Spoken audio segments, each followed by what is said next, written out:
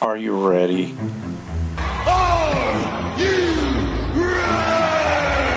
For a podcast hosted by George T. Who the hell are you? I am the movie geek.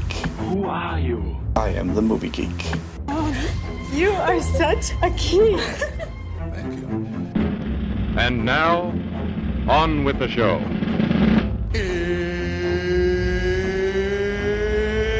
It's time! It's showtime. It's showtime.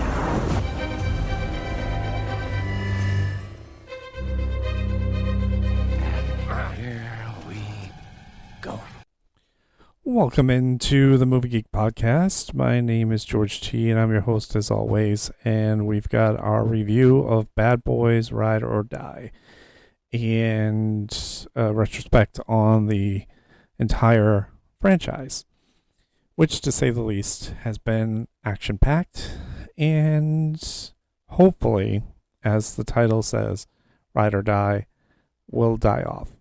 And again, I know at times I sound very hypocritical about movies and franchises that go on too long or have sequels. Bad Boys, don't get me wrong, was a very good series. Bad Boys 2. But, Bad Boys 2 wasn't too bad. I thought the main villain in the movie as a drug lord, a very weak character. You would think stronger when you think drug lord, but he was a very weak character. And so that one was okay. The third one, For Life, which I thought was the end of the Bad Boys saga, trilogy, whatnot, was good.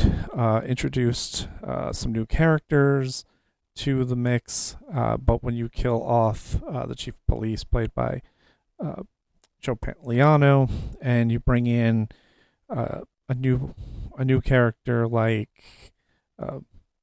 Mike's son Armando, who he and his mother are trying to kill Mike, because obviously Mike and Marcus, played by Will Smith and Martin Lawrence, are trying to apprehend drug lords again.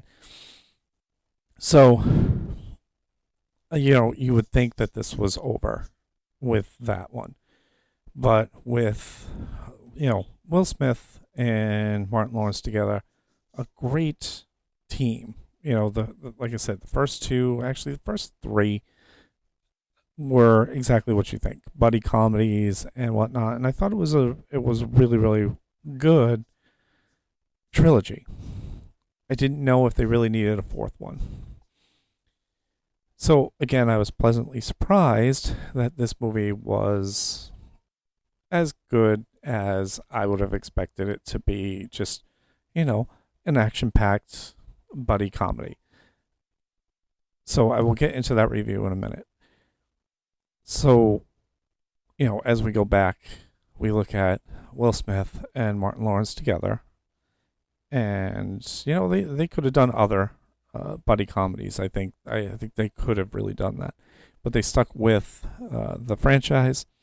And obviously, this is a way for movie execs and Will Smith to kind of put his reputation back together by going back to a franchise that was one of his main calling cards. Obviously, he was the king of the summer movies, which we are now into the summer months.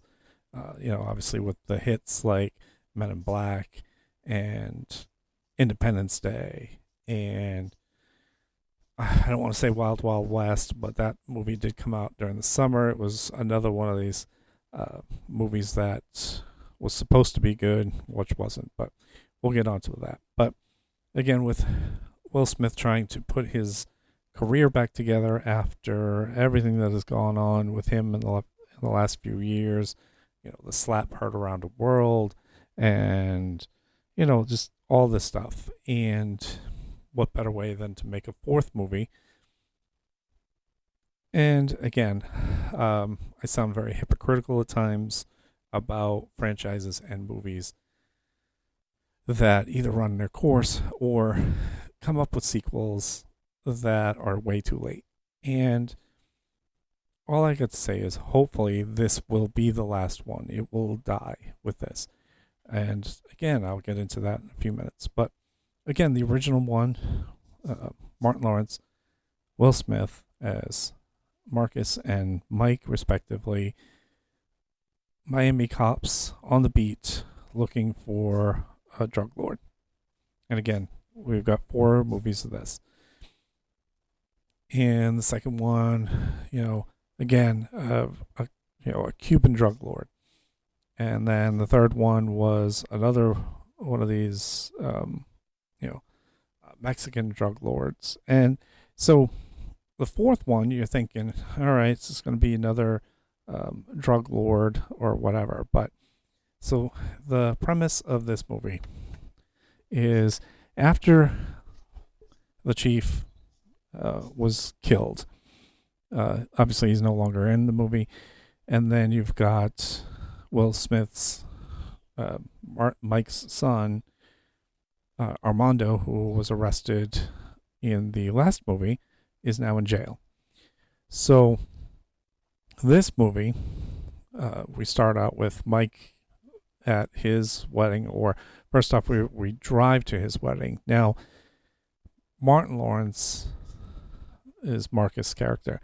He looks so like not with it at the beginning of the movie, and I think over time, as you get older, it might get harder to do or come back to series after a while. So for a while, it took me a little bit of time to see past the fact that Martin Lawrence is not really ready to do these type of movies anymore. So hopefully this will be done.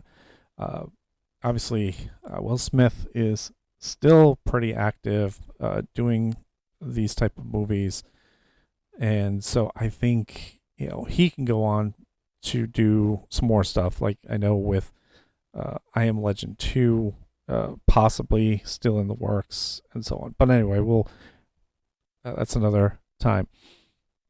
So anyway, they're driving to this, and Marcus is having some health problems. As we all age, we have health problems.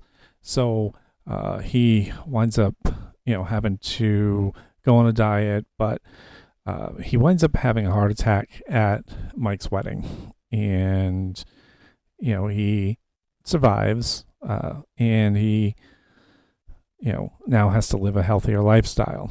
But he also has a come to Jesus type moment, and now he's trying to enlighten Mike about his life and so on, and he kind of tells him there's a storm coming, and kind of like he knew somehow that there was going to be something going on.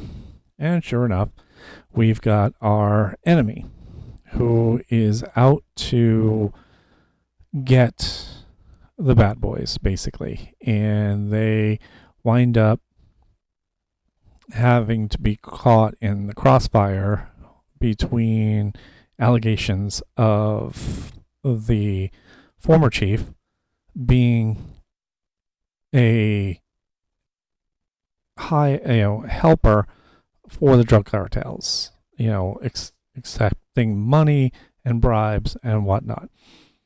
Well, we all know he is clean, and now it's up to Marcus and Mike to prove his innocence.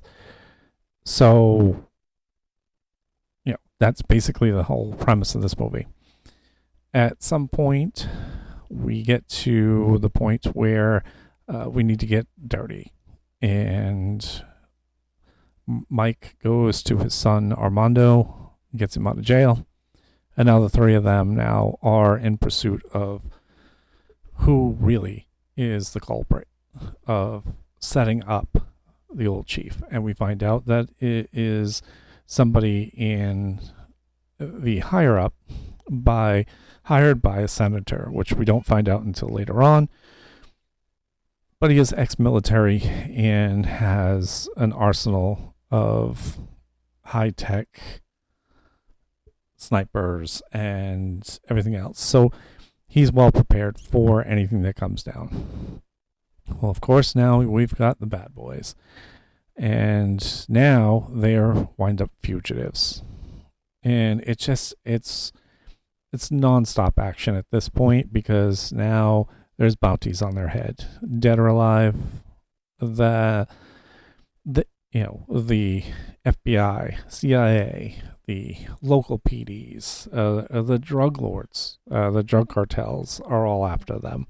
And again, it's nonstop action, and that's what you expect out of a Bad Boys movie. It's just that again, the retelling of stories is one thing, but again, this one was a little bit different, where we're not going after a drug lord specifically. We are trying to prove innocence, and, now we're the bad guys. So it was a little clever twist, but in the end, obviously, there's a all-out gun battle. And there's a huge alligator, which we have seen in the previews, and it's just there was also the action sequences during the final shootout, where if you remember how Doom was back in the day with The Rock, Carl Urban, where it was a POV of Mike going through and shooting people. And I thought it was a very interesting twist because you don't normally get to see that kind of action where it is the POV of the shooting deputy or, army guy or whatever. So I thought that was pretty cool. And of course, they wind up proving the innocence and killing the bad guys. And they all kind of live happily ever after. And really, honestly, I think this is where it has to end. Because, again, they're both getting up there in age. Martin Lawrence definitely looked his age in this one. And I just want to make it clear. I know I'm very hypocritical about certain things, but certain franchises need to go out on a happy note. And I think this does do that. And I think one thumb up is definitely a good rating for this movie because, again, if you love action and you like Will Smith, this is definitely a movie you'd want to watch. There is funny moments, as always, not as comedic as the first one. Like, those two really clicked in the first one, and then it's gotten less and less about the comedy aspects of it. But again, it's definitely a good action. There was a callback to the beginning movie where Reggie, the boy they were trying to intimidate when he was coming to date Marcus's daughter, is now a part of the family, and he is a military guy, and he winds up taking out 10 or 15 guys in the home to protect his mom and his girlfriend. And it's hilarious, the reaction of Martin Lawrence, who got to see all this, Marcus, on the ring cam that was installed in the house. And he's like, oh damn, I didn't know he was like Jason Bourne. And it's one of those things where it's a full circle thing, and I really think that it is definitely worth a watch. I think you all will enjoy it. So if you are looking for action for the summer, Bad Boys Ride or Die is for you. See you next time. Bye. Waiting for you. Goodbye. Goodbye. Goodbye. Hasta la vista, baby. That's all, folks.